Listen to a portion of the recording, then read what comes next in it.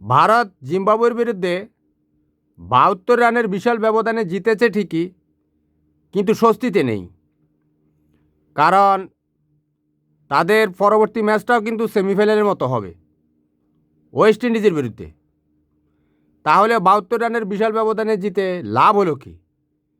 এখানে তো রান রেটের কোনো বালাই নেই, কারণ শেষ ম্যাচে যে জিতবে সে সেমিফাইনাল খেলবে, আর শেষ ম্যাচটাও কিন্তু সেমিফাইনালের মতো, বুঝতে পেরেছেন? আর ওয়েস্ট ইন্ডিজ তো আপনারা জানেন তাদের আর্মে যে পাওয়ার, তারা বল মারলেই মাঠের বাইরে, তারা কখন কি ঘটায় বলা যায় না। তো ভারতের জন্য একটা কঠিন পরীক্ষা অপেক্ষা করছে। সেমিফাইনালের আগে আরেকটা সেমিফাইনাল। ভারত জিম্বাবুয়ের বিরুদ্ধে ২৫৬ রানের বিশাল ইনিংস দাঁড় করিয়েছে। তো জিম্বাবু অসহায় না, ৭২ রানে তারা হেরেছে, কারণ তারা তো চেজ করার চেষ্টা করেছে।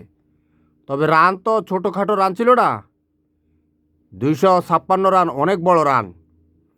এ কারণে জিম্বাবু ওটা তাড়া করতে পারেনি।